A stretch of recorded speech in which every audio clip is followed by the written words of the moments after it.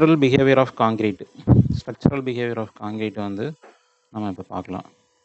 So இது எதுக்காக first நம்ம ஸ்ட்ரக்சரல் பிஹேவியர் ஆஃப் காங்கிரீட் தெரிஞ்சுக்கணும் அப்படின்னா, இப்போ ஒரு ரீபார் டீட்டெயிலராக வந்து நம்ம ரீஇன்ஃபோர்ஸ்மெண்ட்டை எங்கே யூஸ் பண்ணணும் அப்படின்றது வந்து நமக்கு முதல்ல தெரியணும். ரீஇன்ஃபோர்ஸ்மெண்ட் இப்போ ஒரு காங்கிரீட் ஸ்ட்ரக்சரில் ரீஇன்ஃபோர்ஸ்மெண்ட் நம்ம என்ன பர்பஸ்க்காக யூஸ் பண்ணுறோம்? காங்கிரீட் ஸ்ட்ரக்சர் வந்து எப்போவுமே வந்து வெறும் காங்கிரீட்னா அது வந்து கம்ப்ரெஷனில் வந்து ஸ்ட்ராங்காக இருக்கும். கம்ப்ரெஷனில் வந்து காங்கிரீட் ஸ்ட்ராங்காக இருக்கும். ஆனால் அதுவே வந்து டென்ஷன் வரும்போது என்ன ஆகும்? காங்கிரீட் வந்து ஃபெயில் ஆகிடும், கிராக் விட்டுரும், காங்கிரீட் வந்து உடஞ்சிரும். ஸோ அந்த டென்சைல் ஃபோர்ஸை வந்து நம்ம பேலன்ஸ் பண்ணுறதுக்காக தான் காங்கிரீட்டில் வந்து நம்ம முக்கியமாக ரீஇன்ஃபோர்ஸ்மெண்ட் வந்து யூஸ் பண்ணுறோம். ஸோ அப்போ வந்து காங்கிரீட்டில் அந்த எலமெண்ட்டை பொறுத்து எங்கெல்லாம் நமக்கு வந்து டென்ஷன் க்ரியேட் ஆகும் அப்படின்ற ஒரு பேசிக் நாலேஜ் வந்து நமக்கு வேணும். ஸோ அதுக்காக தான் வந்து நம்ம இந்த ஸ்ட்ரக்சரல் பிஹேவியர் ஆஃப் காங்கிரீட் வந்து தெரிஞ்சுக்கிறோம். இது பார்த்திங்கன்னா இது வந்து ஒரு பேட் ஃபுட்டிங். பேட் ஃபுட்டிங்கில் மேலே காலம் இருக்குது. காலம்லேருந்து மேலேருந்து லோடு வந்து கீழே ட்ரான்ஸ்ஃபர் ஆகுது. ஸோ இந்த டவுன்வர்ட் ஏரோ மார்க் வந்து அந்த லோட் ட்ரான்ஸ்ஃபர் ஆகிற சிம்பிளுக்காக போட்டிருக்காங்க. ஸோ இங்கே ஃபுட்டிங்கோட பாட்டமில் பார்த்தீங்கன்னா அப்வர்ட் டைரெக்ஷனில் ஒரு ஏரோ மார்க் போட்டிருக்காங்க. இது என்னென்னா சாயில் ப்ரெஷர், அதாவது சாயில்லேருந்து, அதாவது மேலேருந்து ஃபூட்டிங்க்கு நம்ம லோடு ட்ரான்ஸ்ஃபர் பண்ணுறோம். ட்ரான்ஸ்ஃபர் பண்ணும்போது ஃபூட்டிங்க்கு கீழே இருக்கிற சாயில்லேருந்து ஒரு அப்வர்ட் மூவ்மெண்ட் வந்து க்ரியேட் ஆகுது. ஸோ மேலேருந்து ஒரு ப்ரெஷர் கொடுக்கும்போது கீழேருந்து ஒரு ப்ரெஷர் க்ரியேட் ஆகுது. ஸோ அப்போ அந்த ரெண்டு ப்ரெஷரும் ஆப்போசிட்டில் வரும்போது தான் அந்த ஃபூட்டிங் வந்து ஸ்டேபிளாக இருக்கும்.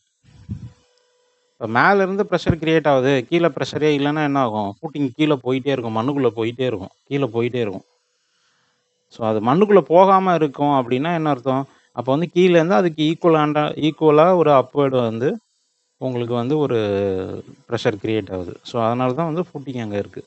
ஸோ அப்படி ஒரு அப்வர்டு ப்ரெஷர் க்ரியேட் ஆகும்போது என்ன ஆகும்? ஃபூட்டிங் வந்து லைட்டாக டிஃப்ளெக்ட் ஆகும், பாட்டமில் வந்து அது டிஃப்ளெக்ட் ஆகும். ஸோ அந்த பாட்டமில் அந்த வளையிறது தான் இவங்க காட்டியிருக்காங்க. ஸோ அப்போ வந்து ஃபூட்டிங்கில் வந்து என்ன சொல்ல வர்றாங்க அப்படின்னா, பாட்டமில் ஃபூட்டிங்கோட பாட்டம் சர்ஃபேஸில் வந்து உங்களுக்கு வந்து டென்ஷன் க்ரியேட் ஆகும். சரியா? ஸோ அப்போ வந்து ஃபூட்டிங்கை பொறுத்த வரைக்கும் பாட்டமில் வந்து நமக்கு கண்டிப்பாக ரீஇன்ஃபோர்ஸ்மெண்ட் இருக்கணும். ஸோ அதான் நம்ம இங்கே தெரிஞ்சுக்கிறோம். பேட் ஃபுட்டிங்கில் நமக்கு வந்து பாட்டம் சர்ஃபேஸில் ரீஇன்ஃபோர்ஸ்மெண்ட் கண்டிப்பாக இருக்கணும். ஸோ இப்போ அதை நம்ம அந்த முன்னாடி எக்ஸ்பிளைன் பண்ணது தான். இந்த காலம் மேலேருந்து லோடு வந்து கீழே ட்ரான்ஸ்ஃபர் ஆகுது, கீழே பாட்டம்லேருந்து உங்களுக்கு வந்து சாயில் ரியாக்ஷன், ஒரு அப்வர்ட் மூமெண்ட் க்ரியேட் ஆகுது. ஸோ இது ரெண்டும் ஆப்போசிட்டில் வரும்போது இது வந்து உங்களுக்கு பில்டிங் வந்து ஸ்டேபிளாக இருக்குது. இப்போ அடுத்தது இது பார்த்திங்கன்னா பீமில் வந்து ஷியர் க்ரியேட் ஆகிறது எப்படி க்ரியேட் ஆகுது அப்படின்னு காட்டுறாங்க. ஸோ சப்போர்ட்டில், பீமோட சப்போர்ட்டுக்கு பக்கத்தில் பார்த்திங்கன்னா இந்த மாதிரி டயகனலாக ஒரு கிராக் வந்து விட்டுருக்கு, கிராக் விட்டுருக்கு.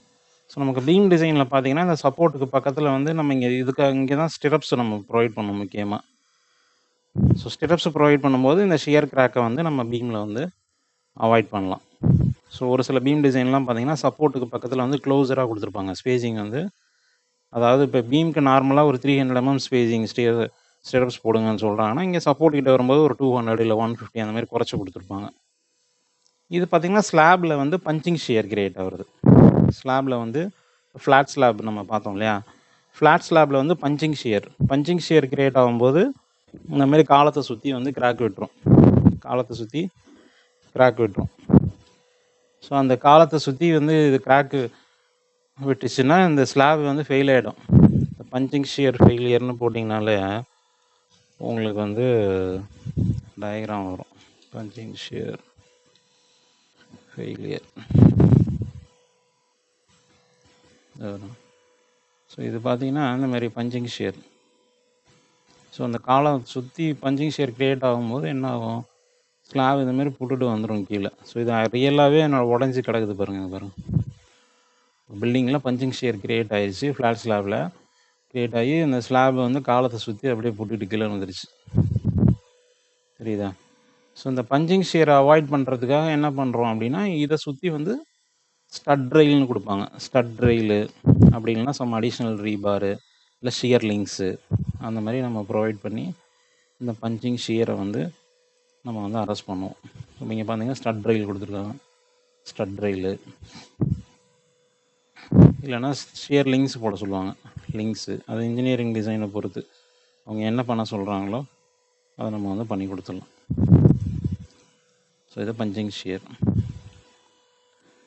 அடுத்தது இது ஒரு பீமில் வந்து இப்போ 2 பக்கம் சப்போர்ட் இருக்குது. பாட்டமில் வந்து டிஃப்ளெக்ஷன் வருது. பாட்டமில் டிஃப்ளெக்ஷன்னா இங்கே பாட்டம் சர்ஃபேஸில் டென்ஷன் கிரியேட் ஆகுது, டாப் சர்ஃபேஸில் வந்து கம்ப்ரெஷன் கிரியேட் ஆகுது. காங்கிரீட் கம்ப்ரெஷனில் ஸ்ட்ராங்காக இருக்குன்றதுனால டாப் சர்ஃபேஸில் வந்து உங்களுக்கு டக்குன்னு அந்தளவுக்கு கிராக் கிரியேட் ஆகலை. ஆனால் பாட்டமில் டென்ஷன் கிரியேட் ஆகும்போது என்ன ஆகுது, பாட்டமில் கிராக் கிரியேட் ஆகிடுது. புரியுதா? ஸோ இது ஒரு சிங்கிள் ஸ்பேனுக்கு காட்டியிருக்காங்க. இப்போ இதுவே கண்டினியூஸ் ஸ்பேனாக வரும்போது ஸோ இங்கே தெரியுது பாருங்கள், பாட்டமில் வந்து டென்ஷன் கிரியேட் ஆகுது, இந்த பக்கம் பெண்ட் ஆகுது, டாப்பில் வந்து கம்ப்ரெஷன் கிரியேட் ஆகுது. ஸோ அப்போ பீம் டிசைனில் பார்த்தீங்கன்னா பாட்டம் சர்ஃபேஸில் வந்து உங்களுக்கு இங்கே கண்டிப்பாக ரீபார் இருக்கும். டாப்பில் பார்த்தீங்கன்னா இந்த மிடில் ரீபார் கொடுக்கல பாருங்கள்.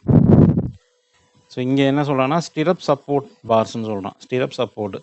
ஸ்டிரப்ஸை சப்போர்ட் பண்ணுறதுக்காக நீங்கள் வேணால் இந்த பார் கொடுத்துக்கலாம் அப்படின்றான் இந்த சர்ஃபேஸில், அதாவது மிடில். ஏன்னா இங்கே கம்ப்ரெஷன்றதுனால அது தேவையில்லை. இப்போ நம்ம ஷியர் கிராக் பார்த்தோம் இல்லையா, இந்த எட்ஜில் வந்து ஷியர் கிராக் வரும் சப்போர்ட்டு பக்கத்தில். ஸோ அதனால் இங்கே கண்டிப்பாக வந்து ஸ்டிரப்ஸ் இருக்கும். சரியா? இது வந்து ஒரு கேன்டிலிவர் பீம். இப்போ 2 பக்கம் உங்களுக்கு சப்போர்ட் இருக்கிறதுனால இந்த மாதிரி கிரியேட் ஆகுது. இப்போ இந்த ஒரு பக்கம் சப்போர்ட் இல்லை, இது கேன்டிலிவர்னால டாப் சர்ஃபேஸ் ஃபுல்லாகவே டென்ஷன் ஆகி கீழே போகுது. டாப் சர்ஃபேஸில் டென்ஷன் கிரியேட் ஆகுது. ஸோ இங்கே வந்து பாட்டமில் தான் டென்ஷன் கிரியேட் ஆகுது, டாப்பில் வந்து கம்ப்ரெஷன். ஆனால் இப்போ கேன்டிலிவர் வரும்போது அப்படியே ஆப்போசிட்டு, டாப்பில் வந்து டென்ஷன் கிரியேட் ஆகுது. ஸோ அப்போ கேன்டிலிவர் பீம் வரும்போது நமக்கு டாப்பில் வந்து கண்டிப்பாக மெயின் ரீஇன்ஃபோர்ஸ்மெண்ட் இருக்கணும். இது இங்கே காட்டியிருக்காங்க பாருங்கள், டாப்பில் வந்து மெயின் ரீஇன்ஃபோர்ஸ்மெண்ட் வந்து நமக்கு கண்டிப்பாக இருக்கணும். இது பார்த்திங்கன்னா ரீட்டைனிங் வால். ஸோ ரீட்டைனிங் வாலும் இந்த கிட்டத்தட்ட கேன்டிலிவர் பீமும் கிட்டத்தட்ட ஒரு மாதிரி ஒரே கான்செப்ட் தான். ஸோ இவங்க பார்த்தீங்கன்னா இங்கேருந்து உங்களுக்கு சாயிலோ இல்லை லிக்யூடோட ப்ரெஷர் வந்து கிரியேட் ஆகுது. ஸோ அப்போ வால் வந்து இந்த மாதிரி டிஃப்ளெக்ட் ஆகும். வால் இப்படி டிஃப்ளெக்ட் ஆகும்போது உங்களுக்கு இந்த சாயில் எங்கே இருக்கும், லிக்யூட் எங்கே இருக்கும், அந்த சர்ஃபேஸில் வந்து டென்ஷன் கிரியேட் ஆகும். ஸோ அப்போ வாலில் வந்து உங்களுக்கு இந்த சர்ஃபேஸில் வந்து கண்டிப்பாக நம்ம வந்து ரீஇன்ஃபோர்ஸ்மெண்ட் வந்து ப்ரொவைட் பண்ணணும். இது வந்து ஒரு கம்பைன்டு ஃபுட்டிங். இப்போ நம்ம சிங்கிள் ஃபுட்டிங் பார்த்தோம், இது கம்பைன்டு ஃபுட்டிங்கில் வரும்போதும் அதேமாரி உங்களுக்கு வந்து எப்படி டென்ஷன் கிரியேட் ஆகுது அப்படின்றத வந்து இதில் காட்டுறாங்க. இது வந்து ஒரு கண்டினியூஸ் ஃபுட்டிங், அதாவது வால் ஃபுட்டிங். வாலோட லோடு ட்ரான்ஸ்ஃபர் ஆகும்போது இது வந்து 2 பக்கமும் இப்படி டிஃப்ளெக்ஷன் வருது. ஸோ இதுலேயும் பாட்டம் சர்ஃபேஸில் டென்ஷன் கிரியேட் ஆகும் அப்படின்றதுனால இங்கே பாட்டமில் வந்து நம்ம கண்டிப்பாக மெயின் ரெயின்ஃபோர்ஸ்மெண்ட் வந்து இருக்கணும். சரியா? ஸோ இதுதான் ஜென்ரலாக கான்செப்ட் உள்ள ஸ்ட்ரக்சரல் பிஹேவியர் ஆஃப் காங்கிரீட் நம்ம வந்து பார்க்குறது. ஸோ நம்ம இதில் முக்கியமாக தெரிஞ்சுக்கிறது என்ன அப்படின்னா, டென்ஷன் எங்கெல்லாம் க்ரியேட் ஆகுதோ அங்கெல்லாம் வந்து நம்ம ரீஇன்ஃபோர்ஸ்மெண்ட் கண்டிப்பாக ப்ரொவைட் பண்ணணும். டென்ஷன் க்ரியேட் பண்ணுற ஒரு இடத்துல வந்து ரீஇன்ஃபோர்ஸ்மெண்ட் இல்லாமல் இருக்குது அப்படின்னா நம்ம வந்து கொஷின் கேட்கணும். ஸோ இங்கே டென்ஷன் க்ரியேட் ஆகுது ஆனால் இங்கே பார் எதுவும் கொடுக்கல அப்படின்னா நம்ம இங்கே வந்து ரீஇன்ஃபோர்ஸ்மெண்ட் ஏதாவது ப்ரொவைட் பண்ணணுமா அப்படின்னு சொல்லி இன்ஜினியரை வந்து நம்ம கொஷின் கேட்கணும். நம்மளாம் வந்து ஸ்ட்ரைட்டாக பார் போட ஆரம்பிச்சிடக்கூடாது, ஏதோ ஒன்று அசியூம் பண்ணக்கூடாது. நம்ம வந்து டீட்டெயிலர் தான், கொடுத்துருக்கிற டிசைனுக்கு நம்ம டிராயிங் ப்ரிப்பேர் பண்ணி கொடுக்கணுமே ஒழிய கொஷின் வந்து நம்ம கேட்கலாம். இங்கே ரீஇன்ஃபோர்ஸ்மெண்ட் ஏதாவது ப்ரொவைட் பண்ணணுமா, கன்ஃபார்ம் பண்ணுங்கள், அந்த மாதிரி கொஷின் கேட்கலாம். ஆனால் நம்மளாக வந்து எந்த பாரும் போடக்கூடாது. சரியா? ஓகே.